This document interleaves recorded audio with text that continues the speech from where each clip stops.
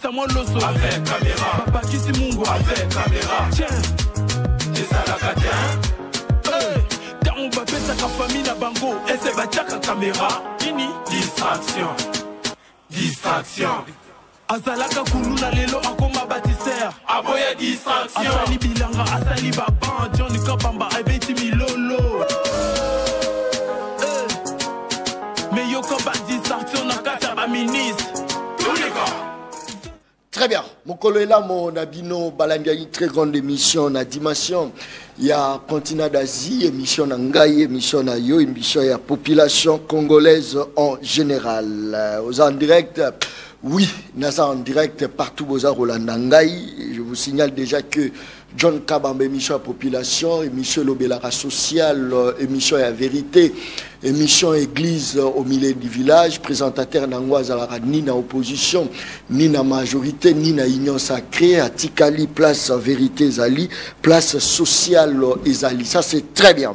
Merci beaucoup. Je crois que va déplacer. Il y a Goma, Bazar vivre vraiment une situation très difficile. Beaucoup de monde a une image et relaxé ndengeni Bazar au Kabolé la bana moi ba poto poto. Je crois que tourner image les photos tes penza image botala tant que l'axara boye nous le baté tous à contre nous le baké nos priorités de priorités les ali population va vivre une situation très difficile voilà Bazar va déplacer botala tambo garono va détourner mbongo ya basi va détourner mbongo ya bateau et ça la capé moi pas si parce que bateau bazo détourner bota la condition na bango baza ko lancer alerte vraiment na mokonza mboka ba nyonso basi la koye ba que non bande ko na biso ba déplacer bazo vivre vraiment la situation très difficile biso baza ko kufa faute ya nzala nzaleleki akufa mwana nazo lenga malilité aza ko lenga nzala na kati ya libumu nzala pendant que bozu mbongo bozo sala na ngolo yenge c'est vrai na sepela ki na monument ya mwana Congo ya tika biso pe à son âme Papa Wemba na sepela ipenza makasi mais moi je pense que le moment est très mal posé moment où ezali moment ya ko assister bandeko na biso wala c'est vrai eza kitoko Papa Wemba ça c'est bien sali mingi na kati ya Congo mais moi je pense même en présence du chef de l'État ngala tuva ki ngeza ki penza importante parce que makambo bandeko senga présence ya mokonzi ya mboka eza penza moi ebele wana analyse ya John Kabamba mwana Congo les vrais Congolais journalistes wala drapeau. Ça c'est très bien. L'actualité reste dominée par l'insécurité à l'est de la République démocratique du Congo. La ligne moyenne tension de Virunga Énergie a été touchée par des armes lourdes. Je crois que jusqu'aux preuves du contraire, Goma baza toujours dans les noirs. Je pense Ezali Solo Toromera Kolobelango Monkolo ya Lelo, violence, et ça la mappé makasi, batou ba déplacer, baso continuer toujours nako se déplacer, n'habiter solution. Il y a partie est, il y a République démocratique du Congo, banani baroya retrouver en c'est vrai, élection Nabiso 2023, une mission de l'Union africaine attendue pour l'observation préélectorale. Je crois que déjà Batumusu Bazako douter dans l'élection parce qu'il fallait déjà matériel les à la déployer parce que partout va checker en OP, mais je crois que observateur baroya le plus vite que possible. Est-ce que RDC ça n'a observateur? Il faut que nous relouka toujours. C'est ça? Jean-Sylou Boya. Ça, c'est très bien. Merci beaucoup. Je crois que Torobet appelle Isolo que retenir de son premier mandat. Il y a Félix Antoine Tshisekedi Tshilombo Fachi Béton Mukwa Tondolo. Ça, c'est très bien. Natanya Ngona Nenge Nangai. Nalazali. Ça, c'est très bien. Jean-Sylou Boya. Ça, c'est très bien. Fidélité Foutaka, Jean-Sylou Boya, ça c'est très bien. 3 invités dans Katia Plateau. Il y a une émission, le peuple parle. Soko Zalava Moutou, attention, c'est le moment, il y a Rolukata, il Kayabou, il y a Mungwa, au Tchango Pembeni, parce que Bissotos en a parti prêté. On a été sollicité par parti politique et Belé, mais tout le monde a dit que c'est pas important. Le plus important, parti politique, Bunda, ils sont reçus pouvoir gérer bien, Torobé Tamabo, comme ils sont gérer Mabé, Toroté les Melabino. 3 invités la Katia Plateau. Timothée Lenoir, tozana na Katia Plateau, Timothée les Noirs en personne. Tozana na Katia Plateau, émission Le Peuple Parle, na pesa ya tambote. Timothée les Noirs mbote na yo. Mbote John, mbote très flatté pour l'invitation. Mbote na batina so bazolanda biso, nazo dédié émission yo spécialement na batu bazotala biso na ba prison d'une manière générale et d'une manière assez particulière na prison centrale à Makala. Ouais, mikolo yo malgré la campagne qui commence bientôt, malgré les élections, mais là, on a moins d'état d'esprit, il y a compassion, il y a humanisme vis-à-vis de centre pénitentiaire, en commençant par Makala, surtout dans le pavillon, il y a maman, les conditions hygiéniques, la manière dont les femmes vivent. Je me pose la question, où allons-nous? Est-ce que moi, je suis un professionnel. Très bien. Moi, je suis un communicateur du pouvoir. Naza, moi, il y a union sacrée. Mais dans le union sacrée, il y a un principe, il y a Fachi. Il y a Malamu, Tobeti Maboko. Il y a Mabé, moi, il faut condamner. Donc, après, si je sais que ça sera chaud. Moi j'aime ça. Maintenant, qu'est-ce qui fait que ce bakani moi na maman Tembele fonctionnaire à l'état bachena boloko y a les raté que non l'issue salinga passe il faut besoin bo évacuer mais ça kaka talika ba riche ndeso bakoti bakokakate nini yango ezo sala que ba misu bazo résister na prison ba misu sous en fait, la prison centrale, d'après mes investigations, nous avons continué à mener. Ça veut dire prison centrale, les gens ont maïté, les gens ont forage. Prison centrale, les gens ont maïté, les gens ont forage. Prison centrale, les gens ont sérieux problème, il y a courant. Prison centrale, centre pénitentiaire. Ça veut dire que sur 7 jours et 1 semaine, si on a courant et cause à la 2 jours. Si c'est trop, ils ont 3 jours. Alors, moi, je suis tout simplement pour aller d'une manière assez directe. Nous avons proposé à Maman Rose Moutombe, ministre d'État à charge à justice et garde des Sceaux, na premier président de la Cour constitutionnelle, na président à PG Mvondi. D'ailleurs, je suis avec un avocat co-débatteur, na yebi ka ko accentuer kawana parce qu'à part la couleur politique tozanango, il y a une chose, il y a l'humanisme. Imagine toi Moutazana Makala pour na $10 ba bosanaye. Moutazana Makala parce que à son agina moi c'est à procureur moro ya vandi abeta ba cop na moi c'est à magistrat moro cop kaka ipesi mo boulot l'état muta c'est justifié aya nanda ko maman c'est ça qui papa bengi déjà ba huissier ba mapé mutumbala mona Makala. Alors pourquoi ne pas créer une commission?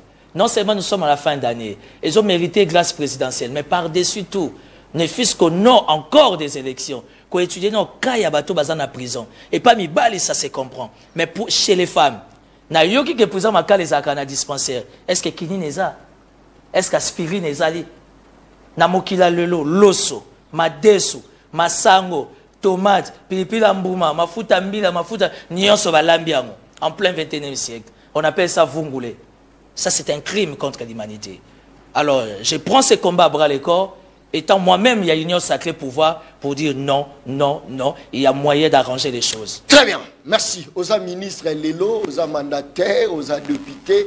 Bobanza kakobongisa. Pour yomoro pour les kawana, on ne sait jamais. L'habitant Congo ya sika ya bien ko bima. Biso bateau, tous au sala musala na vérité. Tous ko accompagner milibité. Tous ko bino tuche bino na boloko. So kika ka bobongisi te. Et vous avez même boloko wala. Il faut tirer attention. Ça c'est très bien. Jean-Marc Kaboun n'a pas si mbote. C'est vrai. Il peut faire des gens penser que dans la prison il y a Makala. C'est vrai aux abatikor à Makasi. Il peut vivre neni situation ezalikuna. Ça c'est très bien. Merci beaucoup. Nicolas Lenga, secrétaire général adjoint ya Envol ya Délice Sanga. Tozana ena Katia Plateau. Mwana Kongo mbote na yo. Mbote ndeko John Kabamba, mbote na bandeko yo tozo kabula na bango etando ikeo ya yo. Mbote na balandi banso baimboka bakolanda émission oyo elanda makasi.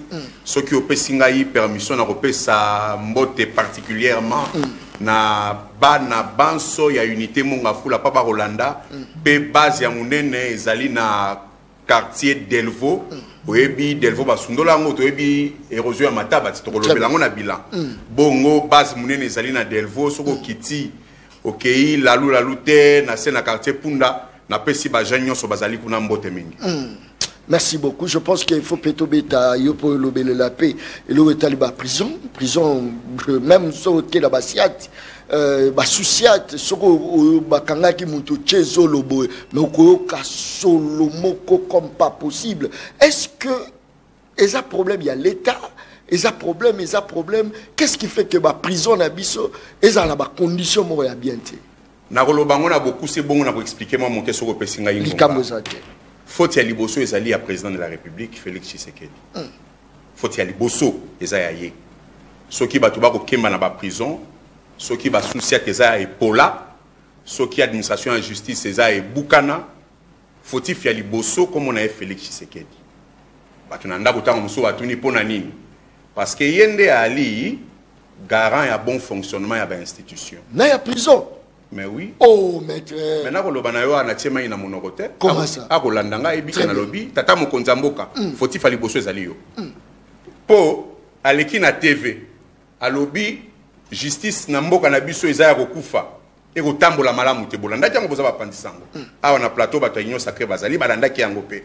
Bongo nga na sepeli po moto union sacré moto abimisi likambango na poisa wa boy. Très bien. Ngala mosala na nga ya avocat na salaka minimum une fois par semaine na prison à Makala na ko yipso esika ya kotia batote ata bibwele okondima kotia bango na ba condition ndenge wana te bato ba ko vivre lokola bon na habité ata bibembe batiaka bango na kati ya morgue moi bien décemment mais autour au monde na lelo yango te oyebi batiaki biso po balobi te so ki ba pesi secteur wana ya justice na mwasi omoni na motema abomama Mosale ko kenda malamu. Mais toko mona mama motema libanga. Motema libanga penza e kenze. Bato ba ko vivre ma peine na prison na ebite soka beta ka batu kuna. Mais condition nanu ya bango ba ko lala. Ba ko entasser bango. Effectif ya prison ezali au-delà ya 5 fois capacité ya ko accueillir bato. Mais toko continuer ko vivre bo ndenge nini. Yo lobi bato yo ba petit peuple bango ba supporter à terre. Kendo mona niveau ya bato bako bela na ba prison wana. Tala niveau ya malnutrition, tala bato mais moyen ba loba ezalité, mongo na bango kendaka musika te. Oya bayi politique, soki agangi wo bato na bango baleki, basali makelele babimisie. Oko akobela genou, batindie na poto pona genou. Oh linu na elingaka na liberté na prison et vimbisalita babimisie. Akendo so ba soin. Kasi bato yo bazangi mongongo ya makasi ya koloba bango bako kufa kuna bako continuer ko bela kuna bako lia malamu te bako lala na ba condition inhumaine mais moto azali mokonzi ya justice ali mama asengeli kozana motema bon mama bon so banani pe bazo tia bango na ko parce que c'est vrai prison ils ont la représentant na bango bato baza ko gérer kuna est-ce que bango mo bazo mona teke baza pe na motema mawate ya ko mona pe ba condition oyo kaka mbongo ezali destiné na prison ezali détourné pour na ba soin na bango pour la kolia c'est ça le problème ya liboso kombo na Félix moto ya liboso kombo na ye Félix Tshisekedi Yami balé maman yo ya justice mono ko mokata malaboko banga Yami balé maman yo ya justice ye azali maman. Est-ce que y a kondima pena moi no ya ye to moi mon balio ya ye to bokilo na ye akota pena makala na ba condition wana akolinga te azala na motema ba pesa ba tia bato na ba condition en plus bato ebele bazali na ba prison wana bazali wana sans jugement bazali ba détenu bazali sous détention provisoire. Est-ce que penza bato wana ba ko liquider bakana bango rapidement te babimisa bango to gagner temps. L'administration et la justice n'a pas de pour et comme la justice à 2 niveaux, sur Rosana moi le meya na yo yonde obimi gang biso ba bola boye biso ba peuple boye likambo soko keina justice ekokoye surtout soko keina moto union sacré ata botoli lopango ata ye moto atuti motuka na nzela soki kaka oyebi bango mi boko mesana lilo bana bango yango wana basala okanai okombe boko mesana. Mais est-ce que politique qui a séparation à pouvoir, c'est-à-dire même Constitution ici le bas séparation à pouvoir. Kasi lokola justice ezali na ministre wana koyoka sonité ya kopesa injonction si na appareil judiciaire ou ezali magistrature eza censé kozala indépendante. Heureusement pour na biso makambo nyonso ekosila na lobaka yango uta année passée na bandeli koloba na 2023 oyo le 20 décembre on aura un nouveau président parce que trop c'est trop. Un nouveau président. Nous aurons un nouveau président. Le 20 décembre oyo. Très bien. Merci. Merci beaucoup. Très bien. Nazalanga peuple, nazandenge moko la policier, nazandenge moko la militaire, biso tozela kaka mokonzi yango aya. Après to kotsa esiko na machine. Sengeli kozela te. Tosala élaboration. Sengeli côté à vérité. Ça c'est très bien. Tozali na Michel Mangala. Michel Mangala azaki na opposition, Michel Mangala azalaki ensemble na ndeko Adolphe Muzitu, Martin Fayulu, mais a décidé ki ko tika bango, abi politique na bango sa clarté. Na Fachi Beton. Ah, mais ça les bienvenus. Merci beaucoup. Michel Mangala. Mbote mwana mboka John. Mbote na bakongomani nyoso baozo libakuwa kolanda Michel Mangala. Mbote mingi mingi na kopesa epai ya le David de la République Félix Antoine Tshisekedi Tshilombo na kopesa Jean-Pierre Bemba Gombo Mbote et na kobosa na te ko pesa ndeko nangai una kobenga Régis ya fondation Pezui Kombo na ye bisika azali na pesi bango mbote mingi ndeko John ya solo nalandi yo ndeko nangai Timothée Lenoir a décrié la situation qui s'est passée dans la prison. Oui, certes. Na prison, il y a aussi des conditions où ils allaient malamouter, même aussi dans d'autres secteurs. Mais ce qui est grave, au Nazagoyoka, maître Nicolas Lenga, qui dit que faute y a Liboso, ils allaient et pas y a les David de la République. Félix Antoine Tshisekedi. Est-ce que Lokuta? Et Ali Lokuta mon aîné. Lokuta mon aîné. Parce que on dit la comparaison n'est pas raison. Hein? Tata Maréchal Mobutu Sese Seko Kungwendo Wazabanga paix à son âme bisika azali. Alors pas qu'il moko. Le chef de l'État n'est pas un magicien.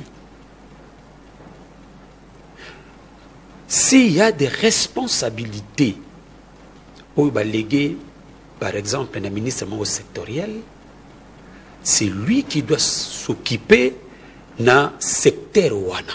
Ce n'est pas le chef de l'État. J'arrive. Très bien.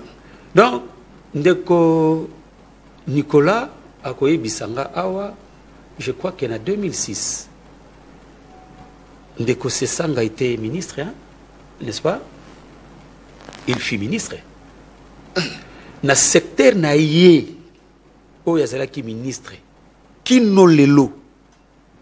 Évolution, il y a secteur naïe, ils ont malamouté.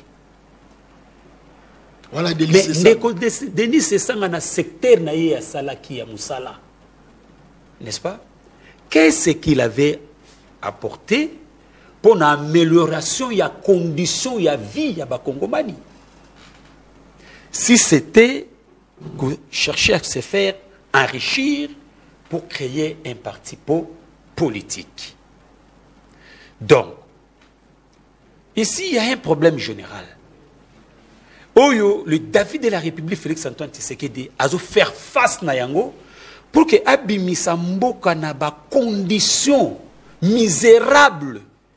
Oyo régime ya Kabila a plongé Kimboka Oyo. Le David de la République, Félix Antoine Tshisekedi, c'est le meilleur de président que les Congolais ont besoin aujourd'hui. Est-ce que s'il vous plaît, s'il vous plaît, Ndeko, hier, Félix Azalaki Tshilombo, le plus méchant, abomi, Nengeni Ayoko sous David est le meilleur. Ndeko John. Michel Mangala a une décision ferme, na conscience naïe. Parce que quand vous regardez, Mboka o nenge Kabila tika kiyango, Certes, nous reconnaissons qu'il y a des secteurs jusque-là, ça ne marche pas. Mais aujourd'hui, comme on a que le président de la République, Félix-Antoine Tshisekedi, a remis ce pays sur les rails. Mais maintenant, c'est le décollage. Yamboka. Oui, mais je peux vous démontrer noir sur blanc. Tala, mon frère, na lobayango mikonos et na maché mon angate. Mboka oyo ezaki na koma. Donc, c'est-à-dire, moto akolobate, akotambolate, akoliate, mais akope makaka moke. Mais aujourd'hui, mboka moto alamuki na koma. Akomi koloba, akomi kolia, mais azina nou makasi ya kotambolate, mon frère.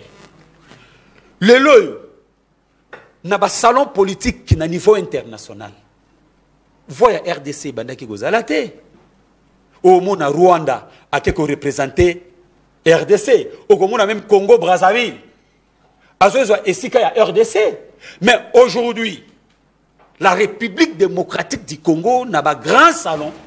Ils ont la représenter n'a pas fils digne de ce pays pour défendre l'intérêt.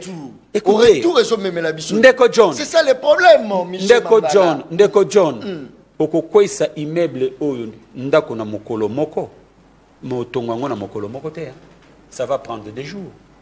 Mais na tawana batba ko lela. Ah tokolala wapi? Ah tokolala wapi? Ah ce qui mboule beti tokovanda wapi? Mais bazako tonga ndako. Et aujourd'hui, n'a vu exemple, hein, c'est la République démocratique du Congo aujourd'hui. Au moment que réellement, le président de la République, Félix-Antoine Tshisekedi, Nakoloba, c'est lui le sauveur de ce pays. Attends, mon frère. Ndeko John, s'il vous plaît. Atala no condition ya ba déplacer la pamba pour ba sape ba congolais ça dit ba kimi matata ba déplacer ya Goma bangwana tala bana wanu sapo ça c'est la kopo ya soya ngo ya mai balobi pe bela bien te balobi bela bien te alobi bela mutalobi ngo moto azakuna alobi bela pe bien te taza ko talanga ça c'est très bien si autant yo solo ba muko atondolo musala na eza nini. N'est-ce pas qu'il y a pour protéger les Congolais, dans la condition. Ndeko John. Très bien. Il est vrai, nous compatissons avec nos frères. Parce que Bazo, qu'on passait étape, moi, qu'il y avait le plus difficile. Mais il faut savoir qu'il y a eu des gens qui ont fait que Mboka Oyo est comme en condition Oyo, les lots Ndeko Nabiso, frère Nabiso, souffrir. Mais il faut accepter que Moussala Oyo, le président de la République, le David de la République, Félix-Antoine Tshisekedi Ekosala, il a travaillé énorme. Depuis que Jean-Pierre Bemba a la défense nationale, nous sentons image, il y a victoire, il y a récite. Non, les mots m'échappaient. Très bien, merci. Les mots m'échappaient. Merci. Mais mots et zongi. Merci. C'est pourquoi, Ndeko, vous allez remarquer ceci. Tobo Sanate, Moussala Oyo, le président de la République, le gouvernement est en train de faire, et ça travaille énorme. D'abord, il y a qu'à détecter, infiltrer. Vous le savez que Kabila a fait un travail pour tuer ce pays. D'abord, il y a que ça va infiltrer dans tout le secteur. Il y a vie, il y a Mboka, il y a une armée, il y a une sécurité, il y a même une université, partout. Mais maintenant, il faut soigner le service de sécurité, qu'on dénicher, infiltrer. Et aujourd'hui, vous le savez que Tozala qui n'a embargo to ko soma ba armete. Mais aujourd'hui, na impulsion. Ya tata mo konseko le Félix-Antoine Tshisekedi.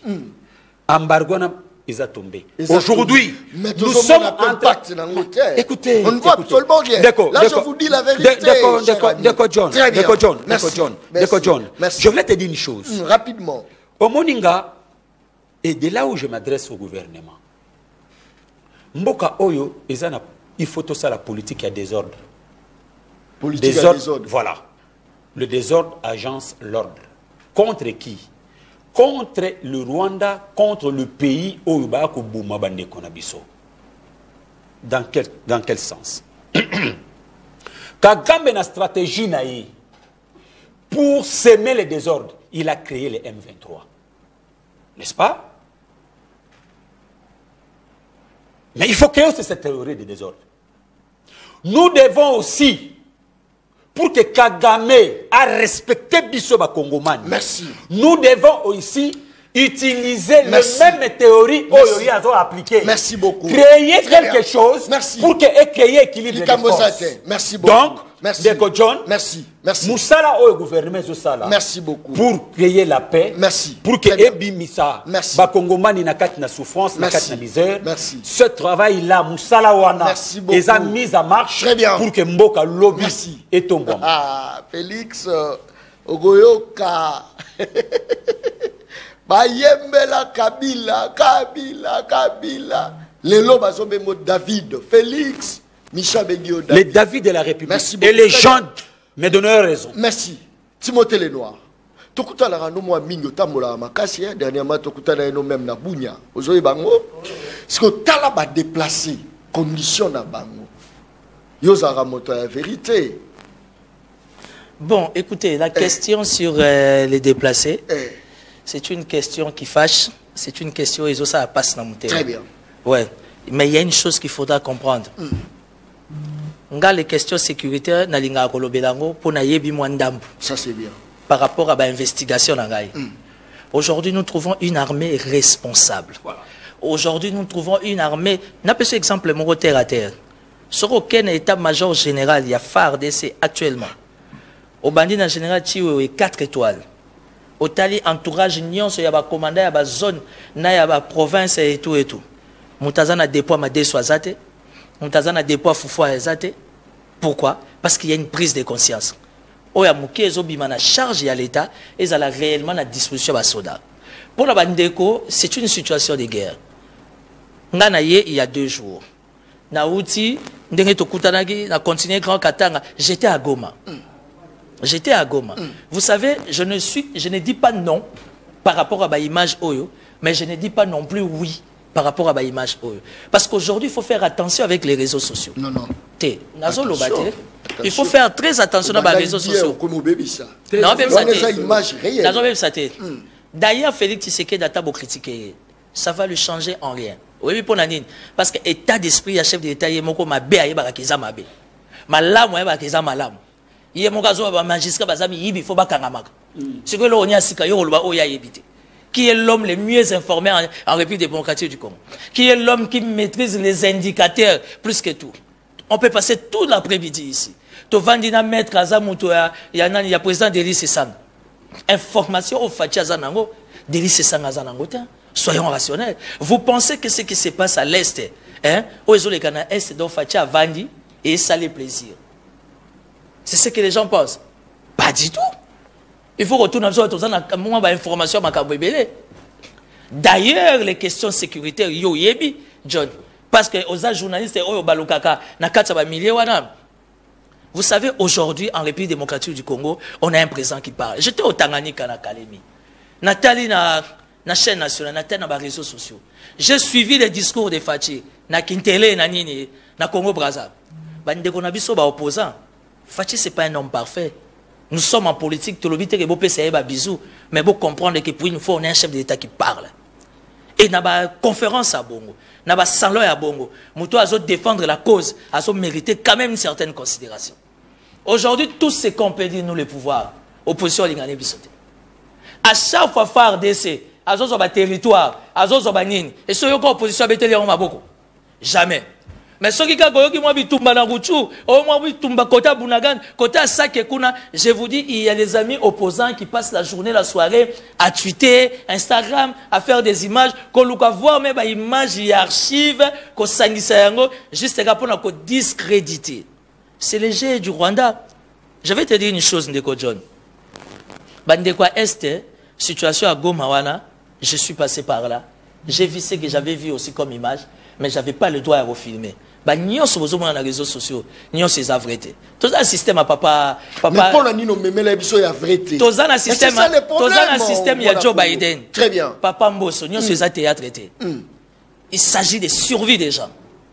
J'ai vu ce que je pouvais voir. Mais même si que Goma est là, que Goma ça va pas, c'est vrai que pas na courir ça.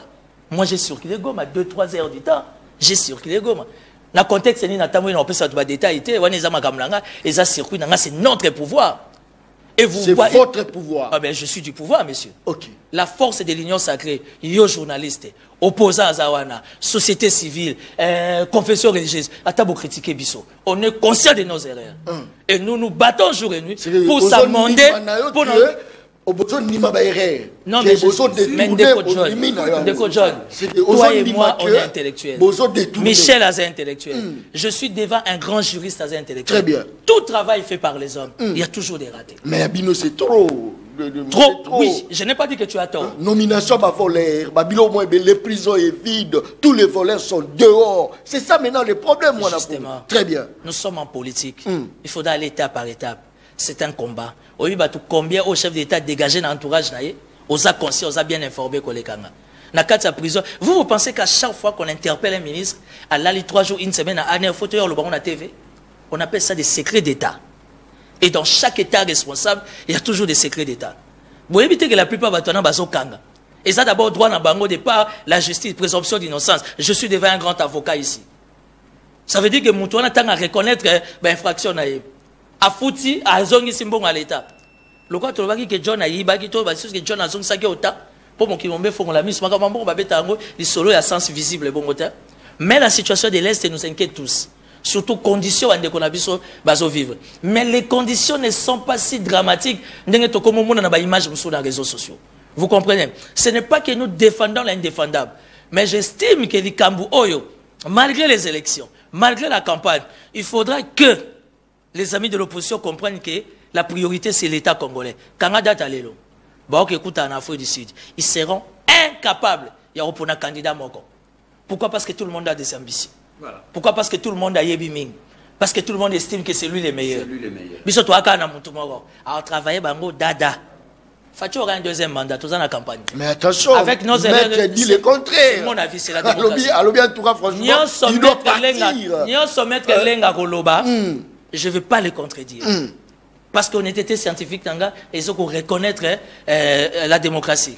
Il est libre étant citoyen congolais, politique de surcroît, de donner son avis. Mais seulement pour chuter, comme vient de dire Michel Manga, à Mangala, ça veut dire, il y a un ministre sectoriel, pour la ZAP. Papa Nabiso, comment vous l'appelez, les potentiels, comment il s'appelle encore? Moutinga. Il est où? Le premier ministre Samachou, Samaker, Samalov, il est où? Nous sommes dans un État démocratique. Très bien. Fonctionnement et gouvernement, merci. Tout le monde a une part à responsabilité. Merci. Il faut chef de l'État, c'est vrai, il est déjà dans ça, l'État commandant suprême. Merci. Mais à quitter son niveau, le gouvernement à Goma, il y a un gouverneur militaire, il y a des représentants dans chaque secteur où il est social. Merci. Le ministre national, il y a affaires humanitaires à Zab, il y a social à Zab. C'est vrai. On peut tout dire, mais le chef n'est pas Dieu. Merci. Le loi Atatoche Sesanga, Atatoche Katumbi, Atatoche Mapon. Ce n'est pas la baguette magique. En changer news. Bitumbo tozo bundeza ya bisoté. Et je ou t'es pas bateau ba dirigeara mokili. Pour mokili sengeli tambola bongo. Merci. Alors faut pas inventer les choses. Très bien. Oyebi quand même toi dollars, il comme dans combien 26 400. Oyebi quand même. Ton nazo peut information. Non mais la vie continue. La vie continue. Mais oyebi quand même que combien 26. Oui, la vie continue. Est-ce que les loyo bozo fanda vraiment binomo bozo tala dimaso tozo tende la dango? Est-ce que vous méritez le sous-deuxième mandat? Si, nous avons droit à un deuxième mandat. Zéla. Là, comme tu as député, émotion. John, l'avantage avec toi, tu n'es pas un journaliste au Val à Mali, au Mataka Petit Porter, au Kendara province. Je viens de visiter au moins 6 provinces. Très bien. Mais il ne faut pas parler politique à Congo Bolobeda Kinshasa. Ça, c'est l'amateurisme. La politique, c'est pas seulement Kinshasa. C'est vrai qu'il y a une sorte un peu de négligence par rapport à ça, 45 territoires. Mais je te dis 70 à 80%, il y a 145 territoires. Bah, travaux ils ont ça partout dans les 4 coins de la République. Vous soyez image. Ne pensez pas que quand vous parlez politique, c'est à Kinshasa. Hein? Ce que moi j'ai vu de gauche à droite, Oyo Salamana 5 ans, on n'a pas vu ça dans les 18 ans, pour totaliser 22 ans. Hein, soyons rationnels. C'est vrai, chez nous, dans 4 unions sacrées, il y a beaucoup d'erreurs. Il y a beaucoup de bavures. Il y a beaucoup de ratés. Mais jour et nuit, nous fournissons aussi beaucoup d'efforts. Merci. Pour nous amender. Très bien. Merci. Merci. Non, non. Toujours c'est la combo. Hein? Merci. Toujours c'est la combo. Merci. Merci. Toujours c'est la combo. Très bien. Ceux qui vont sa combo. Merci beaucoup. Maître Nicolas, est-ce que tu vois que l'opposant a un schéma, il y a diaboliser, schéma, il y a contester, même les locaux ezali à bien, même les locaux ezali à pembe, il faut balober rouge, et les locaux ezali bleu, il faut noir. Est-ce que tu vois que bongo, on dit quand même David du Congo, toi et comme maman comme rail. Félix Antoine Tshisekedi, Michel Mangala Boano ça la littement à comprendre qu'il y a une erreur. Est-ce que Nicolas Lena comprendre que Délice sans une erreur à la David du Congo Malubunga Munayo. Ce qui n'a pas na considération pour na bande ko to na na plateau té. Ce qui n'a pas na considération pour na yo journaliste té pepo ya bazolanda té na ngana télémanake. Pour na nini? Omoni toyaka wa kosolola makambo ya Congo esengeli tozwango pena na motema na ebité soki bango basana ba nationalité mususu nga nazaka na nationalité congolaise. Très bien. Nazaka congolais naza kaka na mabele ya Congo bana nanga bazaka awa na kotikela bango kaka mboka oyo donc likambo ya Congo nazwaka ngo penza na kati ya motema ya ngai na ningaka te to aborder makambo na légèreté. To neti to kobeta li solo na coin li solo soki ya wera na jibe to ya fali na faire ya muna ya nula na kosenga na yo pesanga quand même un certain temps parce que nazalinga moko en face ya deux bato ya nyonso te kolelande te mais te ngala le lagate c'est déjà tango lo balé te toza nazo senga net temps parce que bazozwa temps 4 minutes. Merci beaucoup. Très bien. Ya liboso nazo ebisa bakonzi ya union sacrée na ebitele mutakambaka yango bopesa elenge mobali o musala Michel Mangala bopesa ye musala azangi musala na ebite me bapesa ye na cadre ya politique hein bolukela ye poste moko ya bien bopesa ye je pense que s'il vous plaît bopesa ye bapesa ye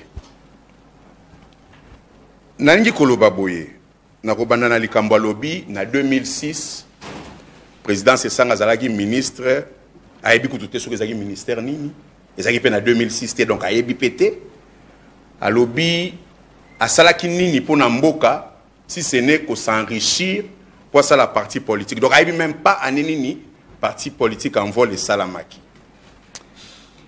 bon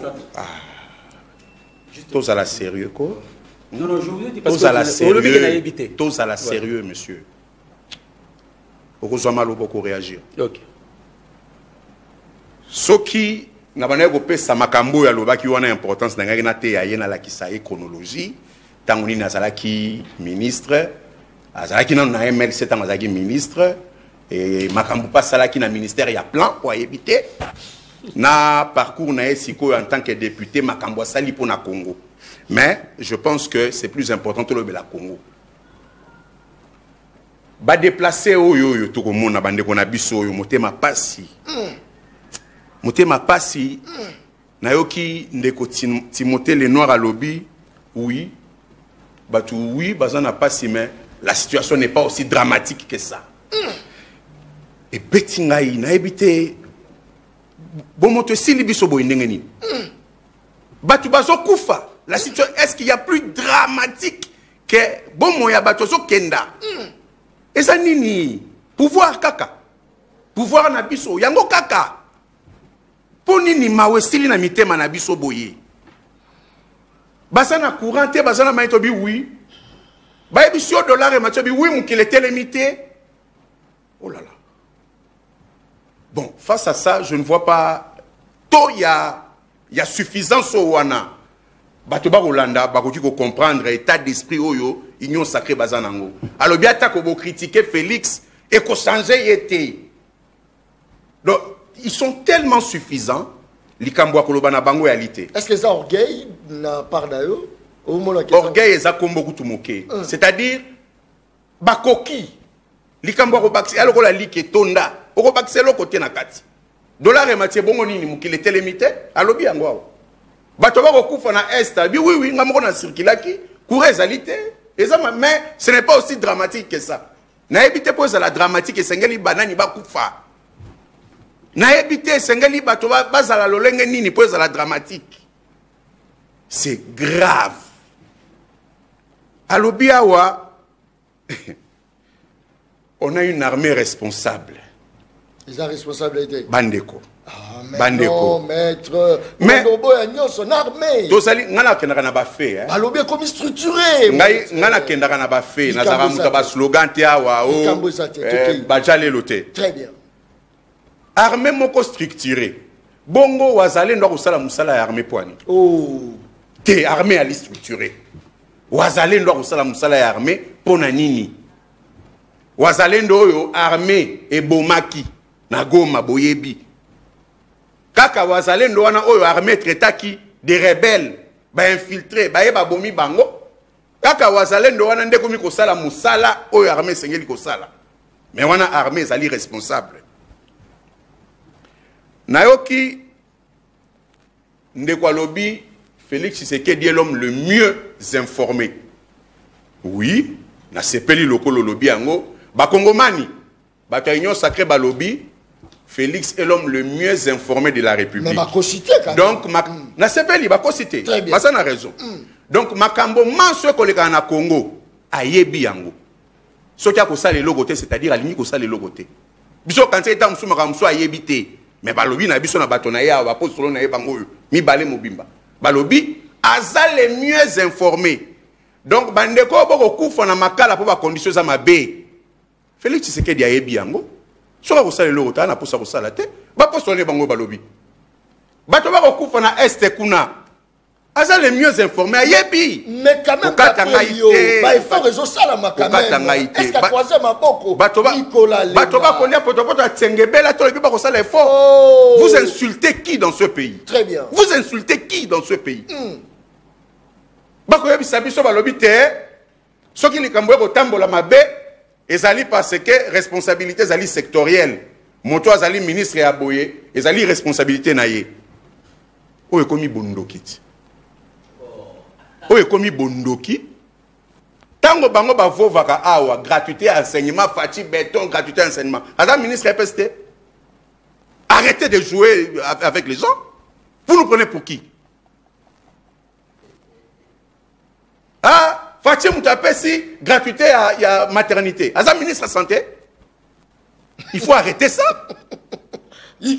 Bongo mutumoko boye auti na yepa ya ba fayulu wa boye. Nzale beti akati simbango aya wana ba slogan lokola to na makamba wengea wa David ya dit attendez sont sérieux tant to sola makambu ya Congo na lingaka makambu ya boyete tant to sola makambu ya Congo to za na sérieux et appeler des gens sérieux qui peuvent venir ici to discuter sérieusement makambu ya mboka oyete olongwe pa na yo oya wa David. Est-ce que le Congo a besoin de ça? Est-ce que ça va baber comme tout David? Parlons de 145 territoires. Naoki ndekunanga lobiawa 145 territoires misele ko salama Congo e ko kinda liboso. Bandeko ya boma na uti na boma na congrès. Port ezaka ya Rokanga ba compagnie ekufa balobi 145 territoires e sala. Bandeko ya Lisala nazaki na Lisala kuna pa wapi na janvier président Sesanga annoncé ka ozala candidat président de la République. Misale alité, l'otili qui alité, maïzalité, banzele zalité. Ce que tali tour de contrôle. On est aéroport, na Lisala. Na beaucoup de aérodrome. Tour de contrôle, il y a Lisala. Et ça le la cabine où bateka kaba papier, mouchoir, na ba crédit. Tour de contrôle. Mouto sala kuna ba solara na ba pilote na téléphone. Pour quitter sa avion to ko mat sa avion. Makam na lobiawa, ce qui tembebo vérifier. 145 territoires. Ba tête des ressources na kati ya aéroport ya Mbujimayi. Na bibe na kati ya aéroport ya Mbujimayi. Ba tête d'érosion na kati ya aéroport ya Mbujimayi, misusu ekomi pembeni ya piste. Vous pouvez vérifier ce que je dis. Alors à un moment donné, toi à la sérieux, na Kinshasa awa, na ko interpeller particulièrement ba député banso bazalaki voter na Lukunga. Oyebi ke libulu wana na coin ya maternité zongi, bo obeta 42, bo beta lisoloti. Érosion mataba ba betango karati lelo bakunda ngote ezaka ndenge ezali. Mais toko sili sa koloba te toko continuer koloba. Na lingi na loba sikoyo boye parce que bango pona bango bilan na bango ezali gratuité enseignement. Baimboka na ndiko yebisa bino boye. Tozali na année à Maponami dans quelques 60 jours à trokenda ko voter. Un peu moins de 60 jours. Motona moto sika azali. Merci. Motona moto sika azali. Merci maître. Akenda na silisa wana parce que na 4 minutes na na 3 minutes 25 50. On déborde pour 7 minutes. Motona moto sika azali. Akenda ko luka ekolo ezali gratuite na quartier ya yeto na commune ya ye. Ayebisa biso ekolo wana ezali na bakilasi boni. Peba na bazali boni bakotanga na situation nini. Bokomona ke gratuité wana ezali mazopo. Merci beaucoup. Bonsoir, messieurs les journalistes. S'il vous plaît, Tuna Mutu ya IDPS 145 territoire oyo bazolobela na Bandundu batongi na territoire nini. Waneza mutuna ya ndeko azolanda biso à partir ya Bandundu. Mbote mwana mboka ezali pasi pona biso ba Congolais na oyo tozomona bakonzi batika bana na nzambe tosambela na ngomba ya intendance. Je crois qu'il y a un message par rapport à ngomba ya intendance. Michel Bakenda kine kobeta kuna matiaki nini Saline de Kochol Kabambeza pasi et cette moté les noirs tolingake makasi mais loko lobby à décevoir biso à retirer immédiatement. Ya bisté eloko nini. Waneza ba Rwanda ba lobby. Voilà. Message aux côtés de les Saline de Kochol Kabamba. Je salue cette émission, une belle émission. Maître Nicolas, coup de chapeau.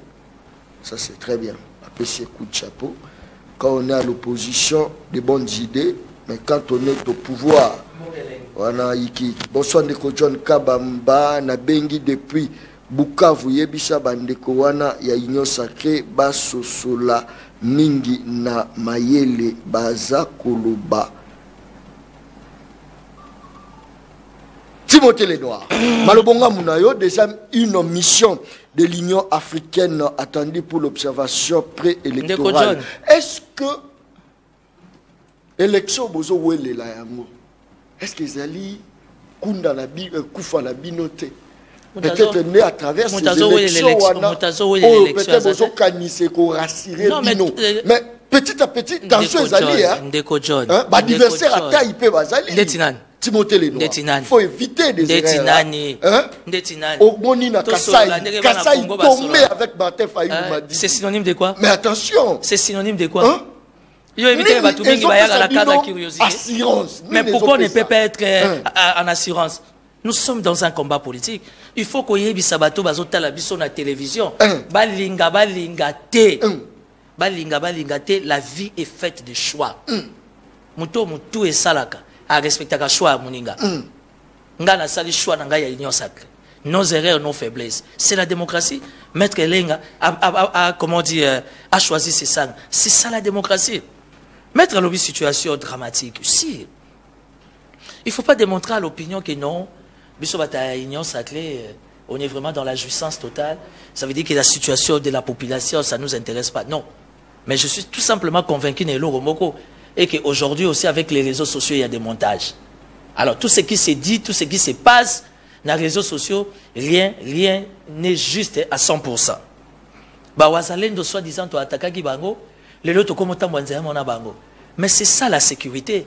C'est ça les combats. Oui, c'est comme en politique. Il y a des alliances qui se font, qui se défendent.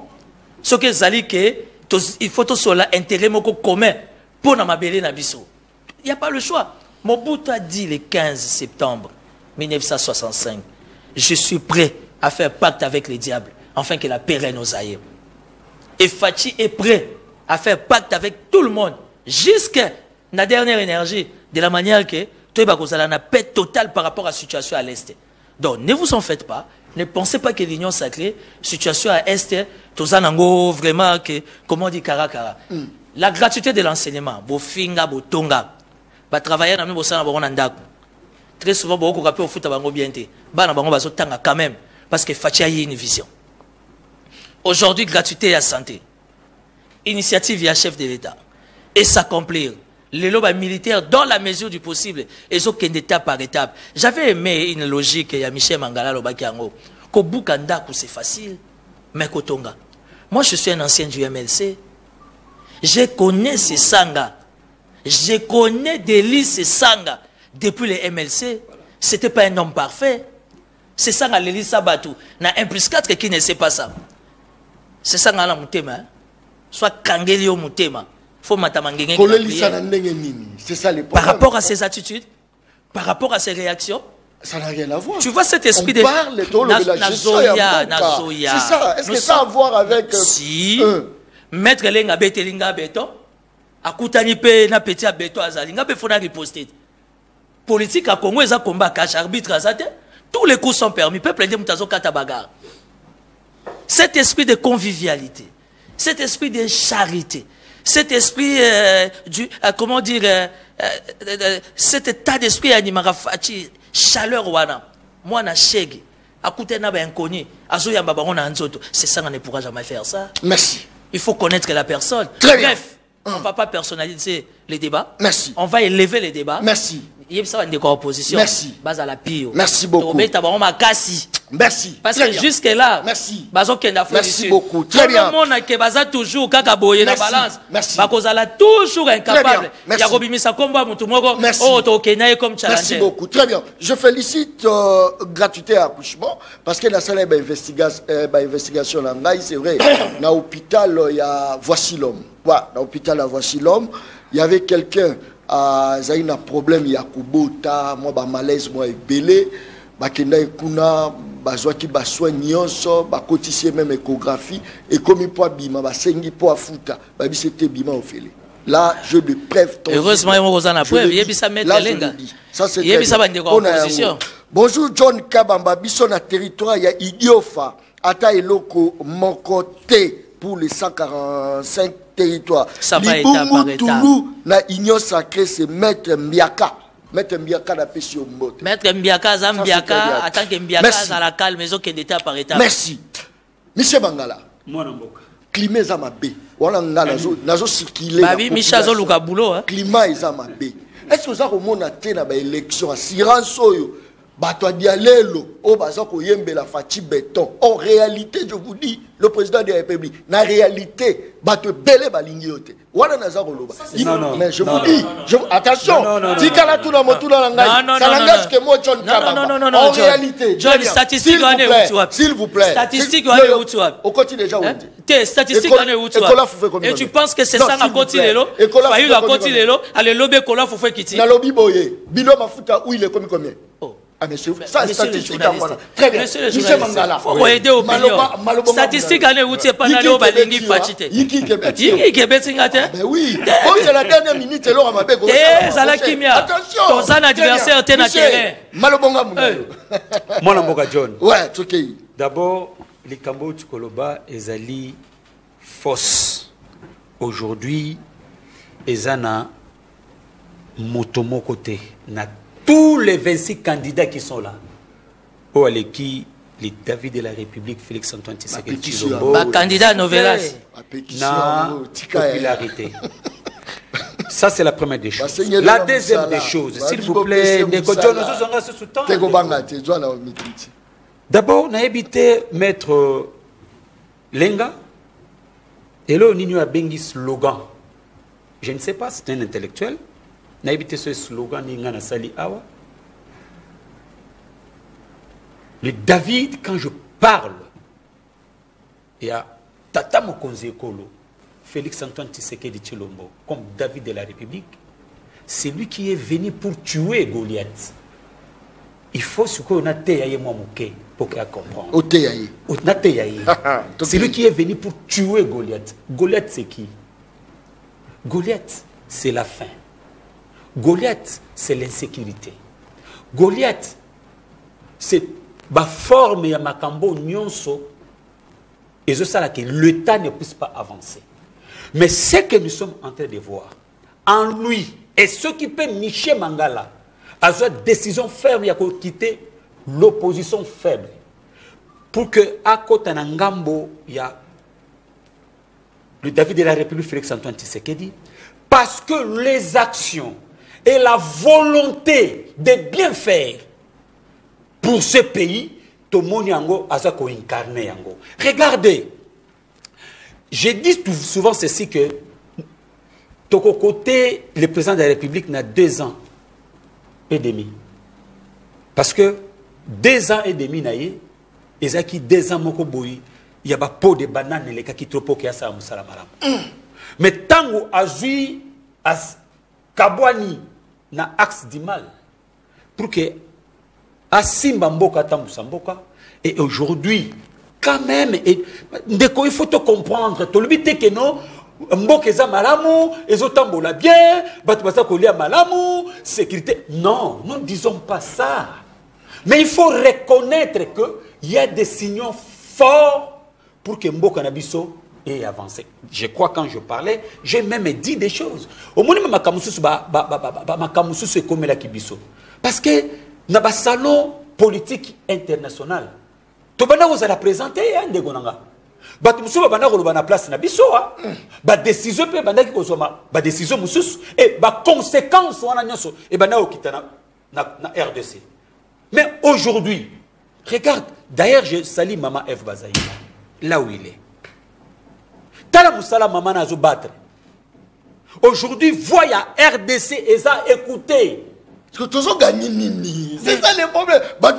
S'il vous plaît, la République gagne beaucoup. Oh, la misère. S'il vous plaît. Mais il faut prouver.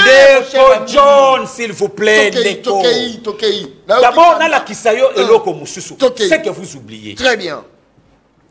Le président Félix a lié Barout à des certes économiques. Mais écoutez, va vérifier. Tala Neko, Tozolo Bapon a posé à Koloba. Parce que, tu sais, l'opposition, moi je suis dans l'opposition, je connais comment les choses se font. Nicolas Koloba, awa, na politique, il y a diabolisation, il voit tout noir. Il voit tout noir. Il croit qu'aujourd'hui, ceux qui négocient ça, hein, donc vous allez comme une baguette magique, pouf, allez, mais non, mais non. Bah, on constate bateau, bah, ça va tout vérité. Comment les choses se font na katia gestion ya mboka. Bako sabatu. Vous comprenez mon frère? Dédé. Non, ndeko Michel Mangala aye pona oluka musalate. Namuke oyo, s'il vous plaît, Ndeko, non, ce qui Moussala ezali, le peuple congolais me donne le travail. Si le peuple congolais me donne le travail, je dois travailler. Je dois travailler. Mais à quoi on va dire que Ngaï? Écoutez, moi je suis un enseignant. Enseignant? Bien sûr. Ah, monsieur, moi je suis chef de travaux. Monsieur. Ouais, mais je suis chef de travaux. Je suis à l'université libre de Kinshasa. Mais écoutez, renseignez-vous. N'est-ce pas? Pour Namboka, et c'est que ça Mboka. Oyo ngana o sala, projentir nanga, barolobaka que, koko nabiso, abunda bitumba mboko poke mboka oizonga na molongo. Ce qui moussala est l'autre boya, moussala. Mais il a parlé de Ouazalendo. Mais les Ouazalendo, ce sont des Congolais conscients. Comme vous ne voulez pas être conscient. Vous êtes là pour donner, déstabiliser la République démocratique du Congo. Tout ça pour les Congolais qui ne savent pas, qui ne savent pas que... Merci. Pardon, Deko. On peut 7 minutes. Il faut que ça n'appelle 7 minutes parce que c'est mon droit. Pardon, Deko. Pardon, mon frère, je termine alors. Laisse-moi terminer. Laisse-moi terminer. Les Ouazalendo, ce sont nos frères. Merci. Ce sont des frères conscients. Au moment l'acte que les Ouazalendo viennent déposer, et ça acte, il ne faut pas oublier. N'est-ce pas? ka rébellion à RCD et yaki ao. Banani o ba kanga ki ba rébellion. Ce sont des fils dignes de ce pays. Merci. Aujourd'hui, si les Ouazalais de nos frères prennent conscience, n'est-ce pas, pour que va défendre l'intégrité Yamboka. Oui, nous savons que mission est armée. Merci. Mais nous, les Congolais, merci beaucoup. On ne peut qu'encourager nos frères. Merci. Ça, c'est la deuxième des choses. Merci. La troisième, je chute par là. Merci. Non, Yasuka. Merci. Rapidement, Yasuka, c'est ça le problème, rapidement. Écoutez, mon frère ami. Ndeko Sesanga, quand même, à Lukaka, toujours. À kota, même Kazan a qualité, parce que moi je connais Ndeko Sesanga depuis MLC, il se comporte comme ça, même pas en qualité, mais il faut à kota, même, mais je te dis, même aujourd'hui, écoutez, Kazan a kilo à être candidat de la République. Comment ça? C'est ça. Kazan a kilo wanate, a komina na kilo wanate. C'est ça. Peut-être Mbongo a vu tellement élequé, belé, yango alingi akoboa kambongo. Mais je te dis la vérité. Moi, je comprends que c'est ça la géopolitique. Même na conscience propre. Merci. Na conscience propre. Merci beaucoup. Bonsoir, donc, monsieur le journaliste. C'est pour dire que je suis désolé pour toi. Tu nous parles de gratuité de la santé, accouchement. Est-ce que tu es au courant de la grève de santé? Ça fait quelques mois. Alors, tu nous parles de la gratuité avec toi aussi les journalistes. Non. Na lobby, na sali ba investigation. Na kiti na hôpital, il y a voici l'homme, pasteur. Na moni yango na misu boyi, na moni. Na lobby te keza gratuité na mi na sali ba investigation là tala mutu azo tala ngai ndeko jo reconnaître rango s'il vous plaît reconnaître non qui a musala mala non na bi na tambolika na ba hôpital bese mi balé mais na kuti ya kalibele mais musala mala yango wana mais il faut la quitter la province mais pourquoi il est pas non d'abord e balibé na Kinshasa ba komata graduellement ça commence yoka ça commence ici à Kinshasa et ko kende graduellement je confirmé yango parce que na monaki dans Tony Maka mon commis balé ça c'est très bien maintenant Nicolas tu commis penza la souka émission le peuple parle c'est dommage tu commis na souka na bazu deux fois tour de parole nga yango yo na banana yo troisième fois merci c'est la deuxième fois na banana nous il y a gratuité il y a maternité il y a accouchement non je l'ai quand même palpé au moins na oseka parce que il faut pas toujours la population très bien hôpital il y a voici le maison hôpital privé et ça na makambo ya gratuité mais attention qu'on travaille par collaboration pardon toi la sérieux Nicolas et toi ba kolba oui au moni musala ngo ebandi et ko sekisa ba toi baza sérieux na banda ko ba kotala ba comprendre te ko sali bango mouvement du corps et ça le lobby au pays na complexe scolaire Kanan Malula bongo ba chango gratuit bongo ba bien et ça musa to ko sala c'est excusez-moi mais la gratuité c'est réel non s'il vous plaît c'est réel non tango ko lobanga na zuma lobate voilà sérieux nous sommes sérieux mon frère ou bien après ça ba minute sur lobana yo non parce que tu mais alors tout se respecter effectivement au lobby na tika ki au loba écoutez soignez ce langage ce qui est important c'est ça non c'est bon. Alors donc gratuité en il y a maternité et alité parce que mutumo ta vu repé ça comme hôpital moko pas wapi l'état a assuré ba soin et à maternité au félé ngana tche bato défi boke na hôpital lisungi et ça gratuité maternité je sais de quoi je parle sikoyo na oki a balobi Félix aleki bango na popularité et au sala passe na Sony ba mikolo bon alobi à chef de travaux mais na faculté nini na ebité ba étudiant na eba kolanda ye tozana makambu ya élection po ya kobongisa mboka ya na concours ya popularité mutaleki Félix na popularité azalité lokola ya likambo ya wera to ya jibe na nyaza na public ebele mais c'est bas ça. Et ça, il y a un projet de société. Il y a un makanisi oyo ekobimisa mboka na libulu. Mayelo wana au projet de société. Oyo abiso to be yango refondation du Congo. Tout ça, on a besoin de débat contradictoire entre les candidats. Bon, on a eu qui a lobby Likambouya 2 ans d'être jugé Makambouya Félix Bilanaye 2 ans Moussoussou Bachake Bapo de banane. Mais c'est ridicule. Pendant 2 ans, Bachake Bapo de banane. Toi, il y a dollars, ils ont combien? N'a le Bapo de banane, il y a taux de dollars, ils ont combien? Tant que Bachake Bapo de banane, non, Nani Azaraki qui présidait le conseil de ministres. À un moment donné, toi, à la sérieux, ma solo a manzanza ali yoto, comme maman est en doïke. C'est pour Félix, ça le côté. Papa Nangaï, Libungu Toulou. Bako bengo bako tsina ba message non? Makambo 145 territoires. Na pesi bango awa bisika. Mabulu na kati ya ba aéroport. Sika alobi, ye akobenga e David parce que ye mutu alinga te yangai. Akosila akokoisa Goliath en 30 secondes. Goliath akoisa David David akoisa Goliath na libanga moko. Ah, tout de suite 5 ans. Ma banque a bamba Goliath ko raté. C'est à quoi c'est un mandat mon. Na émission ma banque ko raté. Oh. Ma banque ko raté. Or David a quoi ça Goliath na libanga moko.